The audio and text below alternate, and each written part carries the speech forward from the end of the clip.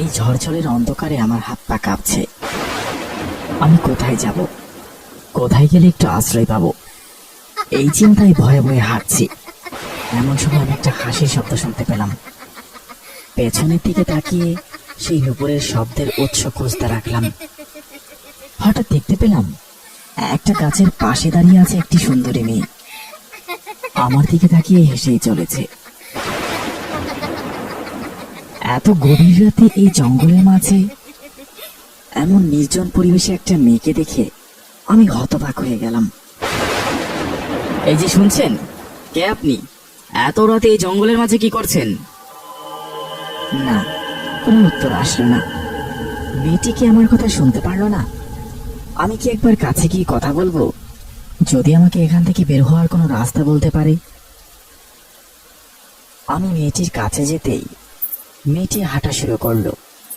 আমি মন্ত্রমুগ্ধের মতো তার পিছু পিছু যেতে শুরু করলাম।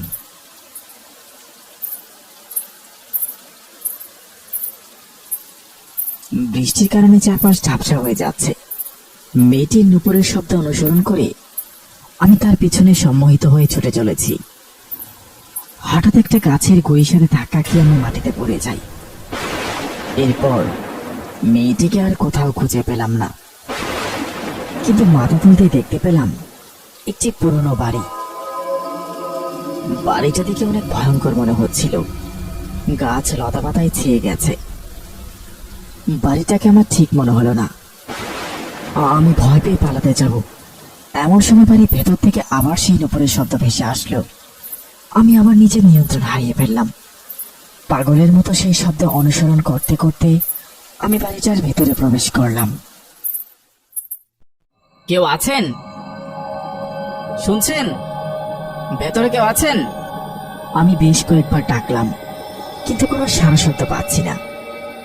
ভয়টা ক্রমশ আরো বেড়েই চলেছে। ইতিমধ্যে আমার হাত পা ঠান্ডা হয়ে এসেছে। হঠাৎ আমি কারো পায়ের আওয়াজ অনুভব করলাম।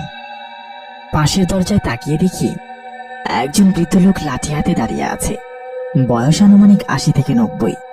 আমাকে জিজ্ঞেস করলো, কে বাবা তুমি? পথ ভুলে এখানে এসেছ? বলছিলাম একটু জল হবে? হ্যাঁ, নিশ্চয়। মা চাঁদনি, একটুখানি জল নিয়ে আয় তো। আসছি বাবা। ভেতর থেকে একটি মেয়েলি কণ্ঠ ভেসে আসলো। লোকটি আমাকে বসতে বলল। আমি বসার সঙ্গে সঙ্গে আবার সেই নুপুরের আওয়াজ। সামনে তাকাতে আমার মনে হলো এ তো সেই মেয়ে, হাতে গ্লাস নিয়ে দাঁড়িয়ে আছে। এই নিন জল। আমি জলপান করার পর মেয়েটি ভেতরে চলে গেল। বাইরে তো কোনো বৃষ্টি থামার কোনো নাম নেই। আমি বসে গল্প শুরু করলাম। পাশের একটা রাস্তায় আমি চলাচল করি, কিন্তু এবারই কখনো চোখে পড়েনি। আমি জানি না আমি এখানে কিভাবে আসলাম। আপনি কি এই বাড়িতেই থাকেন? আমি রমেশ। বাড়িটা মোহন রায়ের। সে এককালে এই অঞ্চলের প্রভাবশালী জমিদার ছিলেন। আমি তার লেঠেল বাহিনীর সদস্য ছিলাম। ওখানে একটু আগে একটা মেয়েকে দেখতে পেলাম, মেয়েটা কি আপনার? আমি আবার লোকটির দিকে তাকিয়ে দেখি লোকটি সেখানে নেই। আমি অবাক হলাম। আমি অনুভব করতে থাকলাম আমার আর এখানে থাকা ঠিক হবে না। আমি দাঁড়িয়ে দরজা থেকে এগোতেই চমকে উঠলাম। ভেতর থেকে আবার সেই নুপুরের আওয়াজ। এবার যুক্ত হয়েছে অট্ট হাসি। বাইরে অনেক ঝড় হচ্ছে, তুমি তো আর যেতে পারবে না। আজ রাতটা না হয় এখানেই থেকে যাও। আমি চাঁদনিকে বলে দিচ্ছি, ও রাতের খাবার দিয়ে আসবে। খেয়ে ওইখানেই শুয়ে পড়ো। আমার ইচ্ছা ছিল না, কিন্তু আমি না করতে পারলাম না। আমি আচমকা ভয় পেয়ে বললাম, ঠিক আছে, আজকে আমি এখানেই থাকবো। রাত তখন কয়টা বাজে আমার জানা নেই। আমার কিছুতেই ঘুম পাচ্ছে না। হঠাৎ চেয়ে দেখি মেয়েটি আমার সামনে দাঁড়িয়ে আছে। আমি ভুল দেখছি ভেবে চোখ দুটো বন্ধ করলাম। চোখ দুটো খুলে দেখি মেয়েটি সত্যি সত্যি সেখানে নেই। আমি ভাবলাম আমার মনের ভুল হবে হয়তো। মেয়েটি দেখতে ভীষণ সুন্দরী। আমি মুচকি হেসে শুয়ে পড়লাম। কতক্ষণ শুয়ে থাকার পর আমি ঘুমিয়ে পড়েছিলাম আমার মনে নেই। হঠাৎ আমার কানে এলো ভয়ঙ্কর একটা আওয়াজ। ঘুমের মধ্যে আমি অনুভব করছি আমার নিঃশ্বাস যেন বন্ধ হয়ে আসছে। আমি চোখ খুলেই দেখি মেয়েটি আমার গলা টিপে ধরে আছে। ভয়ঙ্কর রুক্ষ তার চেহারা, এলোমেলো চুলগুলো বাতাসে ভাসছে। আমি কিছুই বুঝতে পারছি না। মেয়েটি আমাকে শ্বাসরুদ্ধ করে মেরে ফেলার চেষ্টা করছে। আমি বাঁচার জন্য প্রাণপণ চেষ্টা করছি। তোদের জমিদার আমার মেয়েকে বাঁচতে দেয়নি। তোরা তোরা কেউ কোনোদিন প্রতিবাদ করিসনি। তোদের কাউকে বাঁচতে দেব না। মা মা মেরে ফেল, মেরে ফেল এই অত্যাচারীকে, মেরে ফেল। দূরে আজানের ধ্বনিতে আমার ঘুম ভেঙে গেল। বুঝতে পারলাম এতক্ষণ আমি স্বপ্ন দেখছিলাম। জানালা দিয়ে বাইরে তাকাতেই দেখি মুষলধারে বৃষ্টি হচ্ছে। সকালবেলায় অফিসে চলে গেলাম, কিন্তু কাল রাতের স্বপ্নের কথা আমি কিছুতেই বলতে পারছি না। আমি এখানে নতুন চাকরিতে যোগ দিয়েছি, পদঘাট তেমন কিছুই চিনি না। গত কয়েকদিন হলো আমি বেশ ভয়ঙ্কর স্বপ্ন দেখছি। রাতে আমার কিছুতেই ভালো ঘুম হচ্ছে না। বলিস কি রে, কেমন স্বপ্ন শুনি? আমি স্বপ্নে একটা বাড়ি দেখি, আমাকে সবসময় মেরে ফেলার চেষ্টা করা হয়। সত্যি ভয়ঙ্কর স্বপ্ন। আচ্ছা বলতো, যে জমিদার বাড়িটা দেখিস সেটা নাম কি, আর জায়গাটা কোথায়? তুই তো জানিস সবেমাত্র এখানে নতুন পোস্টিং পেয়েছি। বাসা আর অফিস ছাড়া কোথাও যাওয়া হয় না, তাই আশেপাশের কিছুই চিনি না। জায়গাটা কোথায় সেটা তো বলতে পারবো না, তবে হ্যাঁ বাড়িটার নাম মনে আছে আমার। বাহ, তাহলে তো বেশ ভালো। বল যদি চিনতে পারি দেখি তাহলে। বাড়িটার নাম ছিল মোহন রায়ের জমিদার বাড়ি। আরে, আমি তো এই বাড়ির নাম শুনেছি। এখান থেকে বেশি দূরে না, 3টে গ্রাম পরেই মোহন রায়ের জমিদার বাড়ি। কিন্তু সেটা তো এখন পরিত্যক্ত। আমার জানা মতে এখন সেখানে আর কেউ থাকে না। কিন্তু আমি সেখানে একজন কম বয়সী মেয়ে আর একটা বৃদ্ধ লোককে দেখতে পাই। আগামীকাল তো অফিস বন্ধ, চল না একবার ঘুরে আসি। না, তুই পাগল হয়েছিস নাকি? সেই বাড়িতে এখন আর কেউ থাকে না। আশেপাশে একদম ঘন জঙ্গল, সেখানে গেলে আমাদের বিপদ হতে পারে। তার চেয়ে ভালো কোনো ওঝার সাথে কথা বলে দেখতে পারিস। রাতে আমি ঘুমাতে পারি না, এভাবে আর না। তুই যেহেতু চিনিস চল আমার সাথে।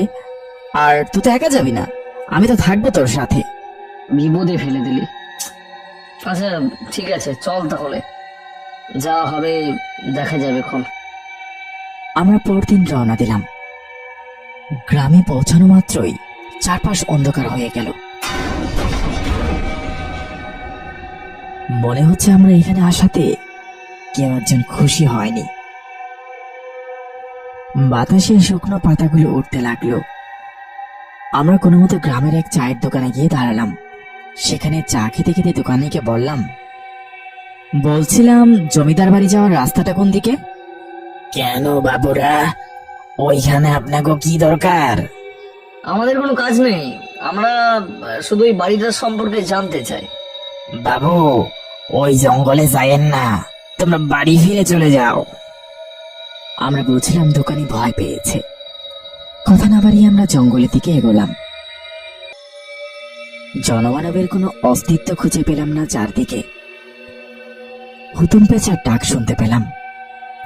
চারদিকে অন্ধকার থাকার জন্য জঙ্গলের মধ্যে রাস্তা বেরোতে আমাদের কষ্ট হচ্ছিল। মনের মধ্যে রহস্য খুঁজে বের করার একটা উদ্দীপনা কাজ করছিল।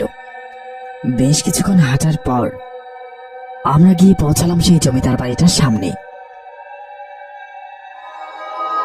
কি ভয়ঙ্কর দেখতে বাড়িটা! চারদিকে গাছপালা ছেয়ে নিয়েছে, কেমন একটা গা ছমছমে ব্যাপার। ভেতরটা বেশ অন্ধকার, মনে হচ্ছে বহুকাল এখানে কারো পায়ের ছাপ পড়েনি। ভাই, বাড়িটার যে অবস্থা, চল ভাই আমরা চলে যাই। না হলে আজ বেঁচে ফিরবো না, বুঝলি? আরে ধুর বোকা, এত দূর কষ্ট করে আসলাম আর বাড়ির ভিতর না গিয়ে ফিরে যাব? আমি অনেকটা জোর করে নিয়েই বাড়ির ভেতরে প্রবেশ করলাম। এত পুরনো বাড়ি, কিন্তু ভেতরটা এখনো বেশ ভালোই পরিষ্কার। নিবু নিবু আলো জ্বলছে, কেমন একটা আবছা গা ছমছমে অবস্থা। এই দুর্যোগের রাতে তোমরা দুজন কিভাবে আসলে? চাচা, আপনার একটু সাহায্য লাগবে। বলো বাবা, আমি কিভাবে তোমাদের সাহায্য করতে পারি? চাচা, আপনি এই রায়মোহন জমিদারের কাহিনী জানেন? চাচা, আপনি চাঁদনি বা রমেশ নামের কাউকে চেনেন? আমার বাবা জমিদার বাড়ির কেয়ারটেকার ছিল। আমি তার কাছ থেকে শুনেছি রমেশের গল্প। চাচা, খুব ভয়ঙ্কর কিছু কি? আমাদের একটু গল্পটা যদি বলেন আর কি। তাহলে শোনো। রমেশ ছিলেন জমিদারের লেঠেল বাহিনীর প্রধান সেনাপতি। তার ছিল একটা মাত্র মেয়ে, নাম ছিল চাঁদনি। দেখতে অনেক সুন্দর। রমেশ তার মেয়েকে অনেক যত্নে বড় করে তুলতেছিল। মেয়েটা সারা দিন পুতুল নিয়ে খেলতো, তার সাথে গল্প করত। হঠাৎ 2 দিন বাবার খোঁজ না পেয়ে মেয়েটি কাঁদতে কাঁদতে জমিদার বাড়িতে আসে। জমিদারের লোকদের জিজ্ঞাসা করতেছিল তার বাবার কথা। জমিদারের সাথে দেখা করে কথা বলতে বলে। প্রণাম জমিদার মশাই, বাবাকে দেখছি না, বেশ কয়েকদিন হয়ে গেল বাবা বাড়িতে আসছে না। কি হয়েছে বাবার? কোথায় বাবা? তোমার বাবাকে একটা গুরুত্বপূর্ণ কাজের জন্য পাশের রাজ্যে পাঠানো হয়েছে, কয়েকদিনের মধ্যেই ফিরে আসবে।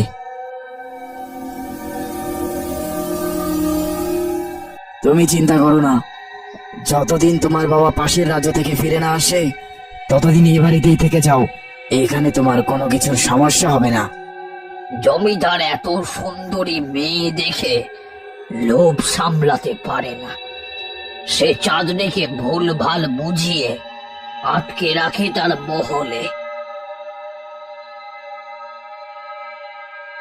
মা চাঁদনি, আমি এসেছি।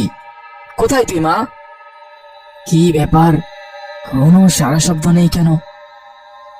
এ কি, ঘর ফাঁকা কেন? মা চাঁদনি, তুই কোথায়? মেয়েকে না পেয়ে পাগলের মতো খুঁজতে থাকে। একটা বৃদ্ধা রমেশকে বলল তার মেয়েকে জমিদার মহলে আটকে রেখেছে। হায় হায় রে, আমার কি সর্বনাশ হলো! জমিদার বড় একটা অকৃতজ্ঞ লোক, ওখান থেকে আমার মেয়েকে কিভাবে উদ্ধার করব? কৌশলে রমেশ তার মেয়ের সাথে একদিন দেখা করলো। তার বাবাকে দেখে হাউ মাউ করে কান্না শুরু করলো। আমাকে এই নরক থেকে নিয়ে চলো বাবা। এইভাবে হবে না মা, আমাদের এখান থেকে কৌশলে বের হতে হবে। এ নে মা, এতে আছে ঘুমের ওষুধ, ওই শয়তানের শরবতের সাথে মিশিয়ে খাইয়ে দিবি। আচ্ছা বাবা, আমি তাই করব, তুমি চিন্তা করো না। আমরা খুব তাড়াতাড়ি এখান থেকে বেরিয়ে পালাবো। বাবার বুদ্ধি মতো একদিন শরবতের মধ্যে ঘুমের ওষুধ মিশিয়ে খাইয়ে পালিয়ে আসলো। তারপর রমেশ মেয়েকে নিয়ে অনেক দূরে পালিয়ে গেল। কিন্তু তার মেয়েটি মহলে হওয়া সেই নিষ্ঠুর অমানবিক অত্যাচার ভুলতে পারল না। লজ্জায় ঘৃণায় গলায় ফাঁস দিয়ে আত্মহত্যা করল। রমেশ রমেশ পাগলের মতো হয়ে গেল। মেয়ে হারানো কষ্টে সে প্রতিশোধের নেশায় মেতে উঠল। তার মৃত মেয়েকে সুন্দর করে সাজিয়ে তার শেষ কৃত্য শেষ করে ছদ্মবেশ ধারণ করে জমিদারের মহলে পৌঁছায়। জমিদার কাছে আসতে রমেশ তার গলা কেটে দেহ থেকে আলাদা করে দেয়। রমেশ ধরা পড়ে যায় জমিদারকে হত্যার অপরাধে। রমেশকে জঙ্গলে গাছে ফাঁসি দিয়ে মেরে ফেলে। আপনি তো দেখছি একদম সবকিছু জানেন। গল্পটা শুনে বেশ ভালো লাগলো। সাথে সাথে লোকটার চেহারার পরিবর্তন হয়ে গেল। উহ, কি ভয়ঙ্কর দেখতে।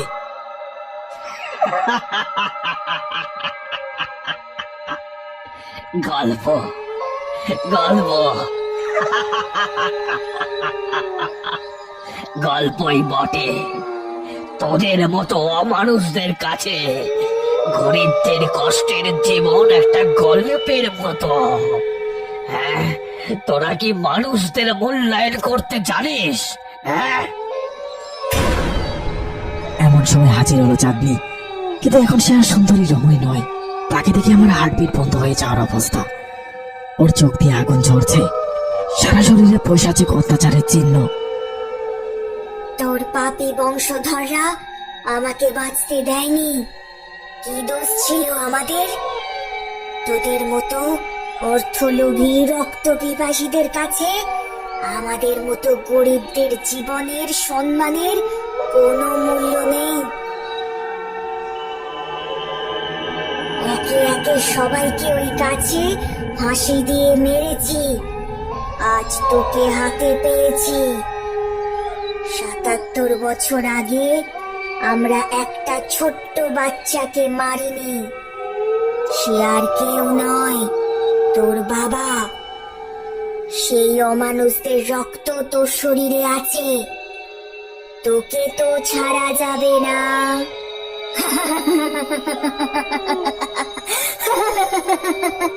আমি আমার বংশধরের মতো অতটা পাষাণ নই।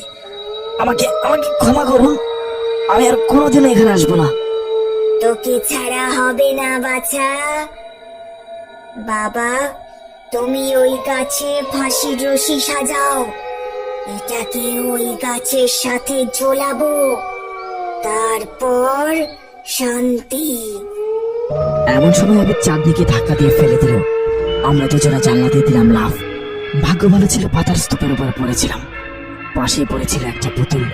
আমি সেটাকে তুলে নিলাম। এরপর আর কোনো দিকে না তাকিয়ে সোজা দৌড়াতে শুরু করলাম।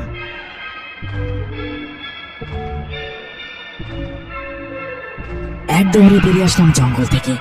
এবারের মতো বড় বাঁচা বেঁচে গেছি। বাড়িতে ফিরে সেই বোতলটাতে আগুন ধরিয়ে দেই। আকাশের দিকে তাকিয়ে মনে মনে ভাবতে লাগলাম, এবার হয়তো একটু হলেও সেই অবাগা মেয়েটার আত্মাটা শান্তি পাবে।